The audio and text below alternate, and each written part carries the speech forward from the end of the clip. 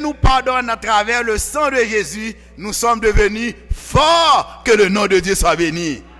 C'est pas merveilleux, frères et sœurs, de savoir que nos péchés sont pardonnés. Nous avons la conviction, c'est l'apôtre Jean qui le dit, si nous confessons nos péchés, il est juste pour nous les pardonner. Donc que le nom de Dieu soit béni. C'est en fonction de cela, de cette conviction que nous avons au très fond de notre être, que nous sommes ici au pied de la croix, au pied du grand roi des rois, où nous sommes en train de l'adorer en esprit et en vérité. On a eu pas mal de difficultés au cours de la semaine. Certains étaient malades, d'autres ont eu de mauvaises nouvelles, mais l'essentiel c'est que nous sommes vivants, que le nom de Dieu soit béni. Pendant cette semaine de prière, disons cette semi-semaine de prière consacrée à la gestion chrétienne de la vie, et pour certains qui étaient là, nous étions à Val d'Ombre, sous les lèvres de l'Esprit Saint, plus précisément par l'intermédiaire de son serviteur. C'était qui encore? Frère en ténor, descend mes frères, descend en ténor. Il prêche ce matin du côté de Val d'Ombre et nous autres, nous sommes ici. Et cet après-midi, nous vous attendons pour une table ronde. C'est organisé par la gestion chrétienne de la vie. Donc, nous vous demandons d'être présents au cours de cette table ronde. Nous allons à vous présenter ce point important. Il s'agit du budget. Comment préparer le budget en ce 21e siècle? Vous avez eu peut-être certaines notions du budget, mais venez quand même entendre les panélistes et poser des questions pertinentes pour que vous puissiez mieux gérer votre argent. Et j'aime le thème qui a été retenu par les responsables de la gestion chrétienne de la vie. Est-ce que vous pouvez le relire pour moi sur votre dépliant? C'était encore le thème. C'est le titre du sermon parce que c'est le thème. Le thème quoi? Soyons des économes imprégnés de la vision de Dieu. Je ne vais pas trop discourir, vous retenir davantage. J'aimerais vous relâcher à moins le quart. Donc demander à cet esprit de ralentir l'inspiration pour que vous puissiez être relâché à moins le quart. Mais je vous demande à couper les chines, à couper la tête pour la prière. Père des cieux, tandis que nous sommes devant ta face pour présenter ta sainte parole, les oracles sacrés, puisses-tu nous imprégner de ton Esprit Saint, afin que nous puissions présenter ta parole avec hardiesse, mais aussi avec beaucoup de sagesse, que le Saint-Esprit saisisse l'assemblée, afin que nous puissions devenir de véritables économes pour toi, qu'il en soit ainsi, avec le pardon de nos péchés, au nom de Jésus. Amen. Tout au long de la semi-semaine de prière, il était question, soyons des économes imprégnés de la vision de Dieu. Mais j'aime prêcher sur les mots, j'aime les termes utilisés.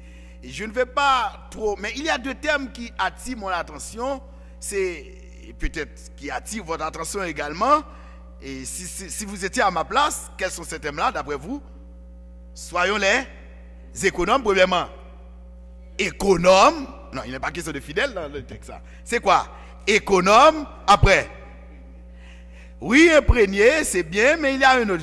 Moi, je parle de deux mots. Vision. C'est ça, vision. Vision. Vision. Soyons des économes imprégnés de la vision de Dieu. Donc, ce texte m'interpelle, le terme m'interpelle parce que le texte me dit, soyons, c'est un impératif, pas vrai? C'est une ordre. Le département de la gestion chrétienne nous commande de faire quoi? D'être des économes. Pas nécessaire de m'éterniser sur la signification du mot économe, puisque vous êtes tous des adventistes comme moi, vous connaissez très bien qu'on a parlé de la gestion chrétienne, économat chrétien, mais soyons des économes.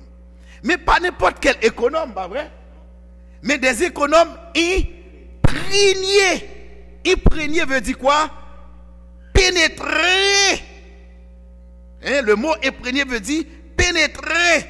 C'est-à-dire, soyons des économes dans l'âme. Soyons des économes dans tout ce qu'on fait. Ça rentre dans tout, ça englobe tous les aspects de notre vie chrétienne. Soyons des économes imprégnés. C'est-à-dire se laisser pénétrer mais pénétré par quoi? De la vision. Ah, Dieu a une vision. Ah, je comprends par là. D'après le terme, Dieu a une vision. C'est-à-dire une manière de voir. Ah, Dieu a une vision. Je peux être un économe, mais je ne peux pas à Dieu parce que la manière dont je gère ma vie n'est pas conforme à la volonté de Dieu. Oh, le terme m'interpelle en me disant, soyons des économes, prenez la vision de Dieu. Vision veut dire cette manière de voir. La vision veut dire comment Dieu voit lui la chose. Parce que Dieu agit en fonction de sa volonté, de son caractère. Dieu n'agit pas comme l'autre agit. Dieu n'agit pas comme les humains. Mais Dieu a une vision. Et en tant que serviteur de Dieu, nous sommes appelés à faire quoi? À être imprégnés de la vision divine. Et il y a un texte du Nouveau Testament et que j'estime en le lisant, qui résume en quelque sorte le terme obtenu par Frère Similien et ses coéquipiers. Je vous invite à lire avec moi 1 Corinthiens chapitre 4, le verset 1 et 2. 1 Corinthiens chapitre 4, verset 1 et 2.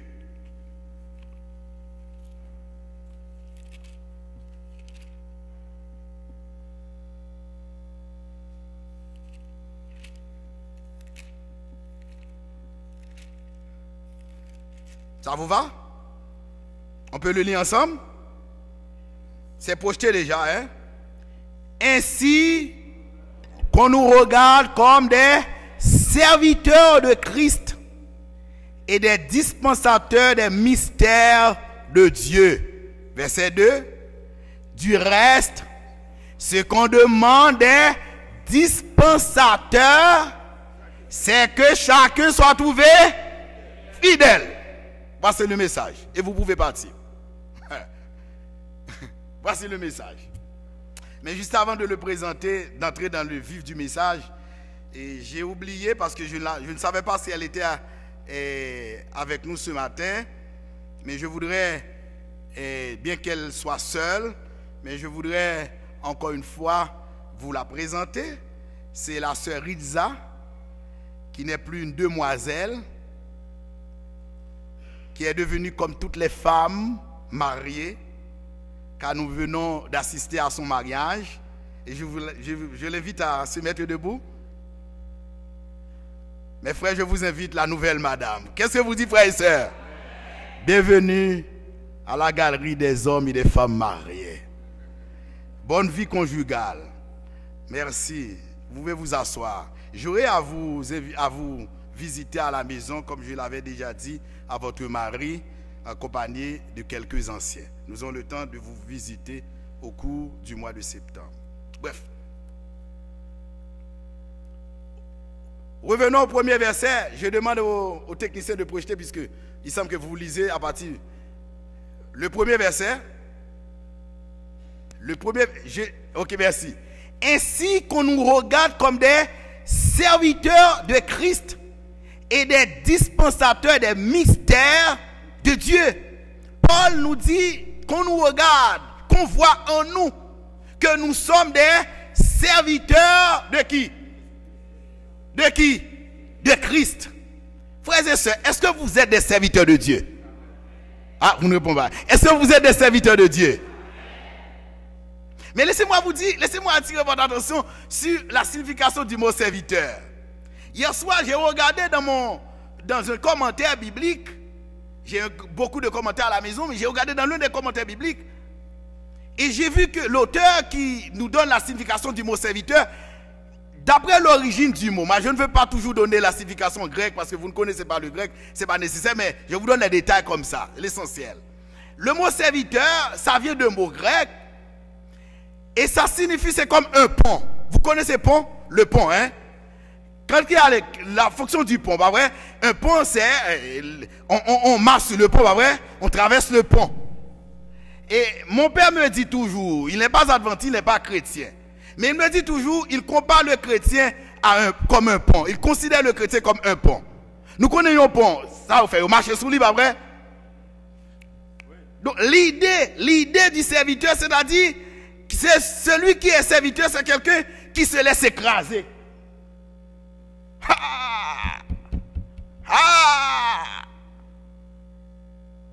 Ésaïe 53, il a été brisé pour nos péchés. Il a été frappé, il n'a pas ouvert la bouche. Parfois, quelqu'un vous écrase, vous ne dites rien. Vous faites silence. Parce que celui qui parle beaucoup, n'arrête pas de pécher. Parfois, il est bon de faire silence. Parce qu'on est tous des serviteurs. Le serviteur, c'est celui qui se laisse écraser. C'est ce que l'apôtre Paul veut nous dire. Ainsi qu'on nous regarde comme des serviteurs de Christ, qu'on voit en nous, frères et sœurs, que nous sommes des serviteurs, c'est-à-dire des gens qui marchent avec Jésus-Christ, qui agissent comme Jésus, qui se laissent écraser comme le Maître. Amen. Ah, m'attendez amen là. Jésus-Christ l'a dit pendant sa mort, pendant sa crucifixion, pendant ses martyrs.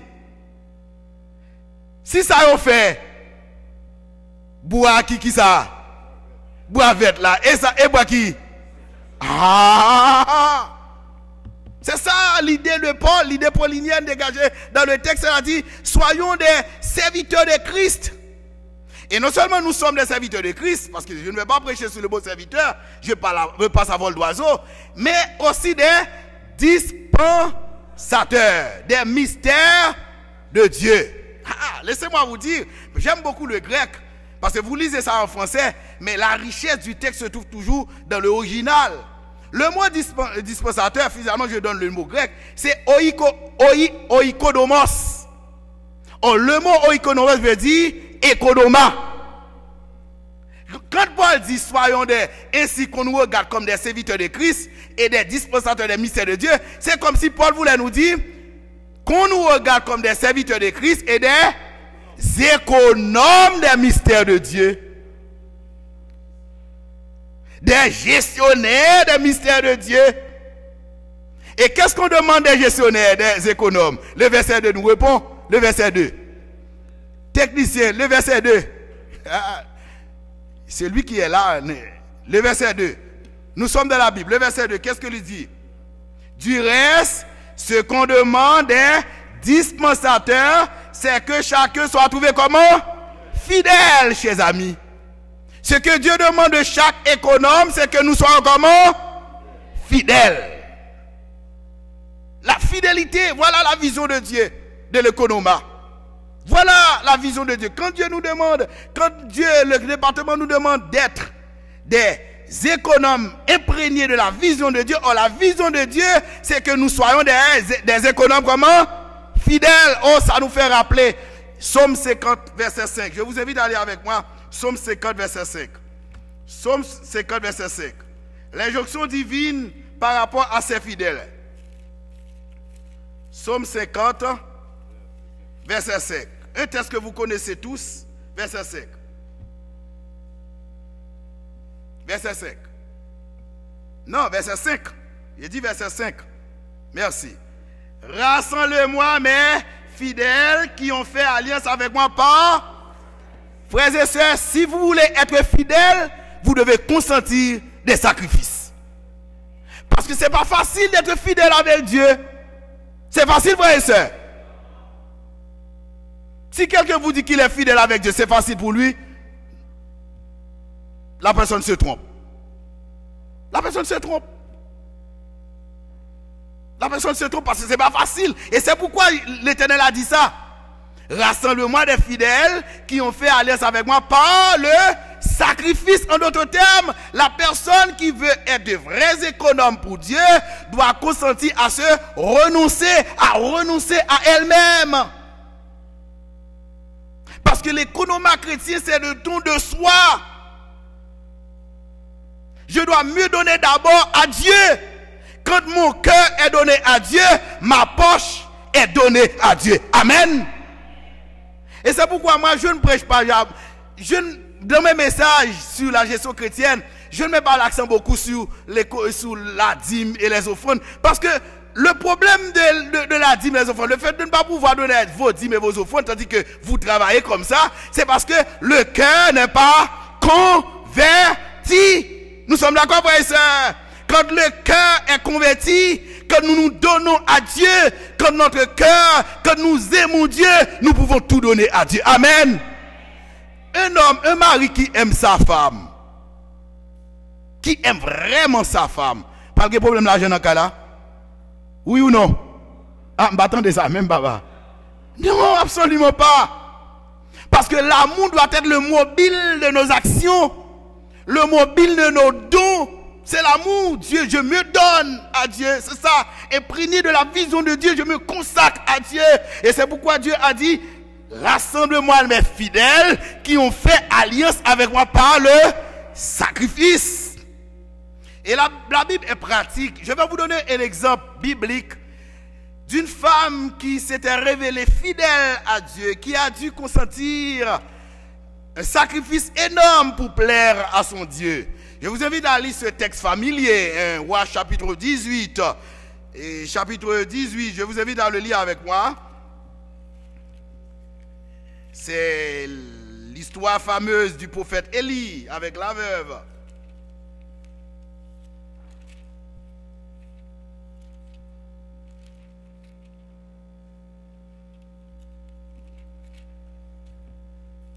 Ça y est? Ça va? 1 Roi 17.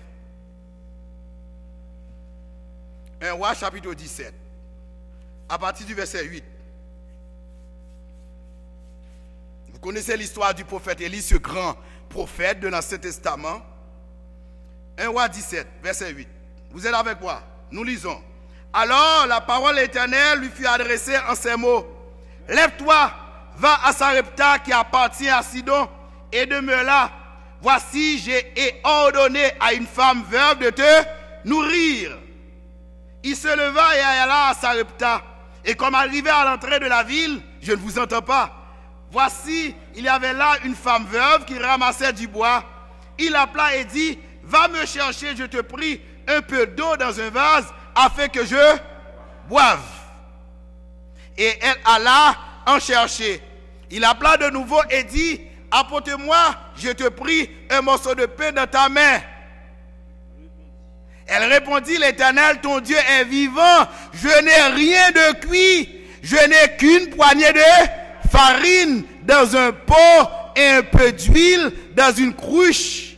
Et voici, je ramasse 2 morceaux de bois, puis je rentrerai et je préparerai cela pour moi et pour mon fils. Nous mangerons, après quoi nous mourrons.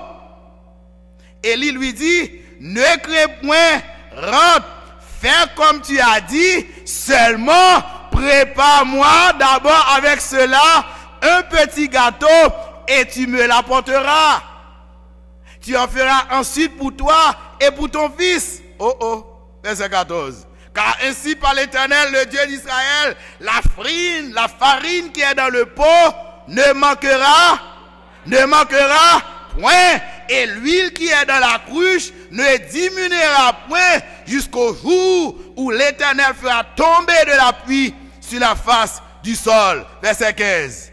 Elle alla et elle fit selon la parole d'Élie. Et pendant longtemps, elle eut de quoi manger, elle et sa famille, aussi bien qu'Élie. Amen, frères et sœurs.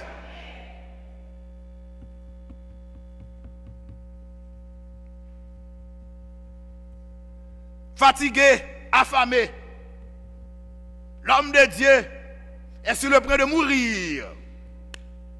Quand Dieu lui disait d'aller auprès d'une veuve,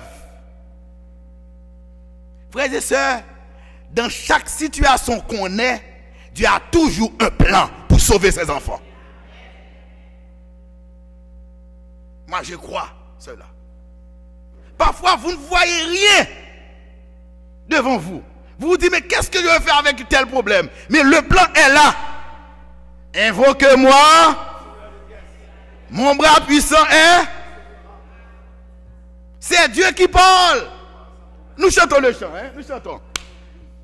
Toi, nous chantons le chant. J'aime le chant, hein? C'est approprié. Invoque-moi du Seigneur la détresse.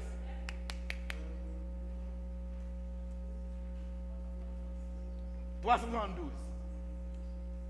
J'aime ce chant, approprié avec le message. Évoquez-moi.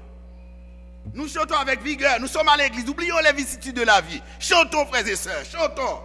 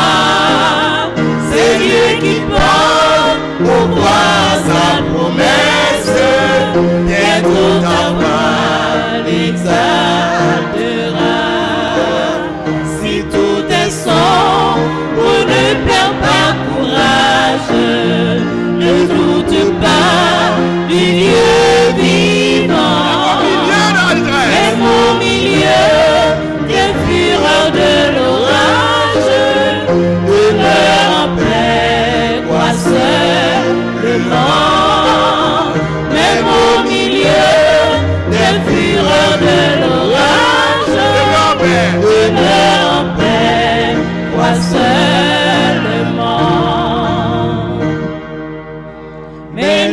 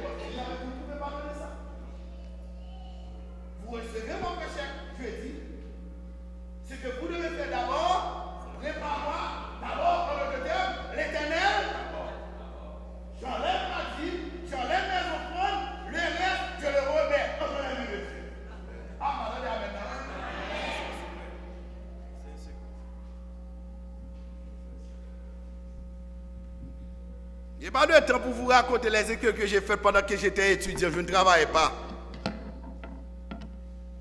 Et même quand certaines fois je travaillais, parfois, parce que ça au bon prêt et bourse là, pas même suffit même.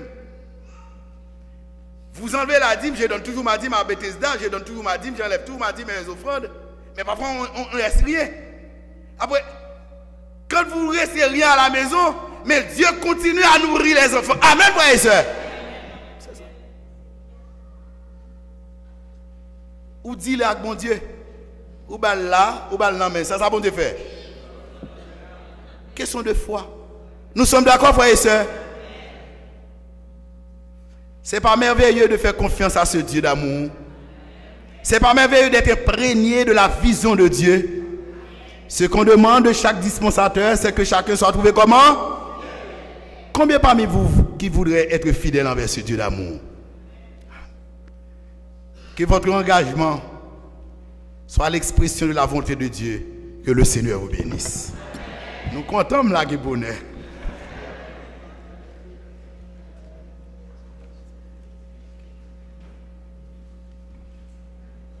Alors, frères et sœurs, vous voyez, le Seigneur est bon pour nous. Alors, pour répondre à ce message, je vous inviterai à vous mettre debout, tandis que nous allons chanter sous la direction du groupe de louanges au numéro 489 de nos hymnes et louanges. Le numéro 489. Debout.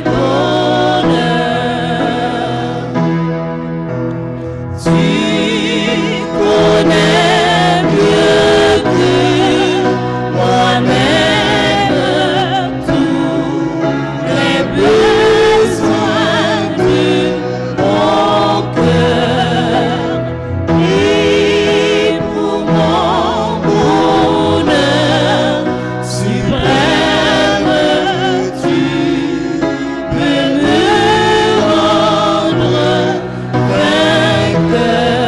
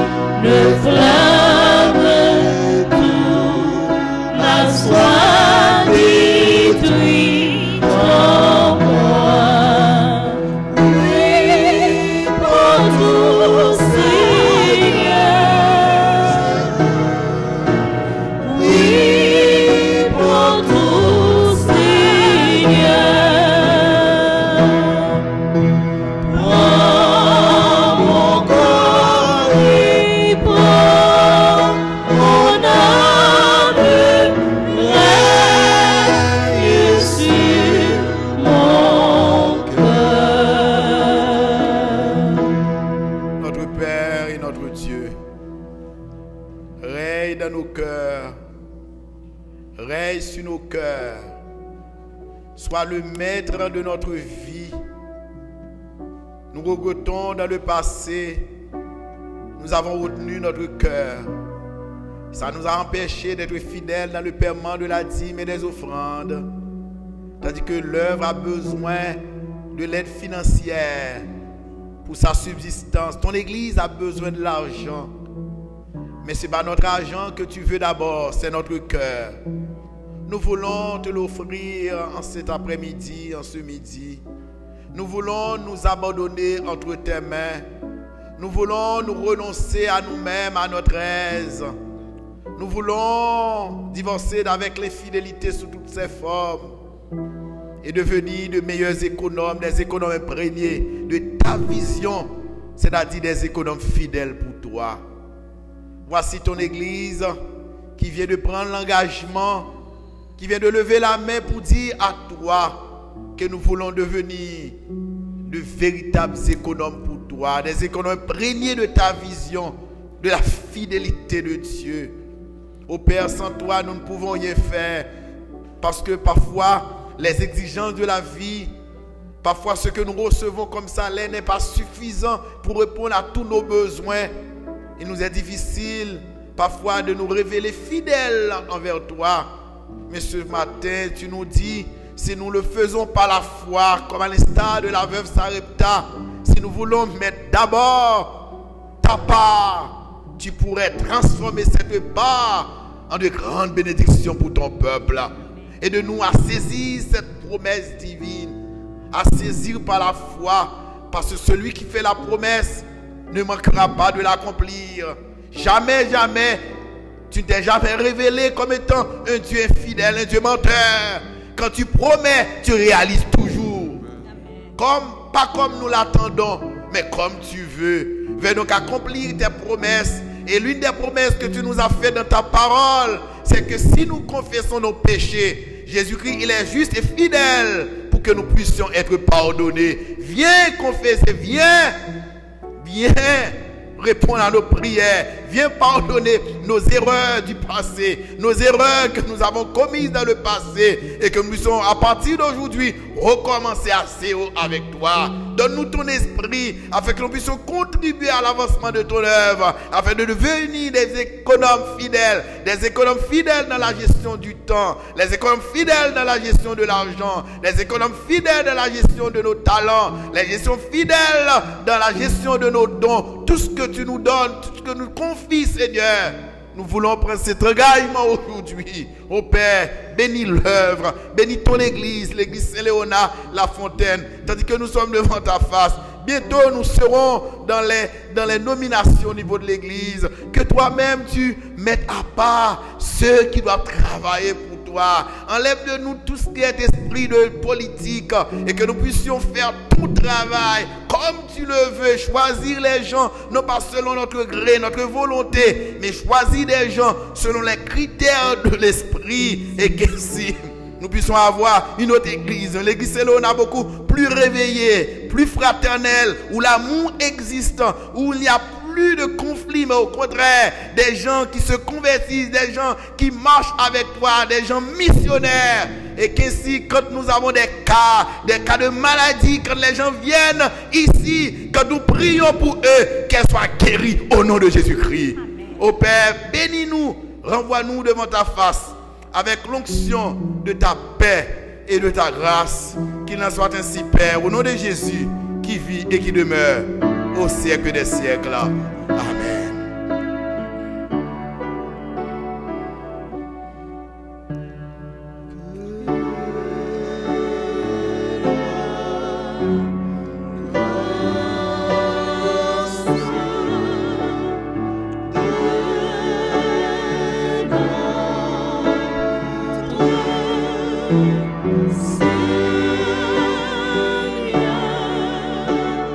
Jesus.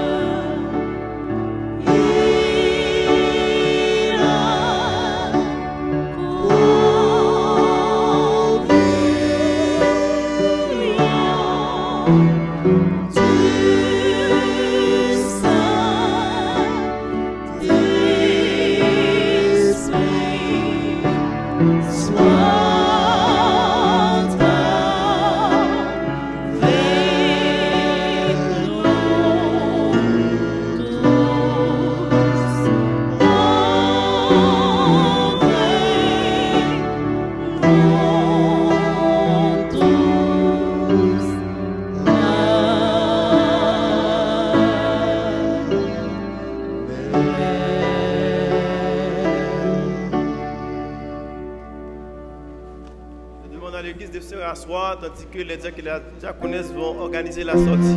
Restez en présence de Dieu.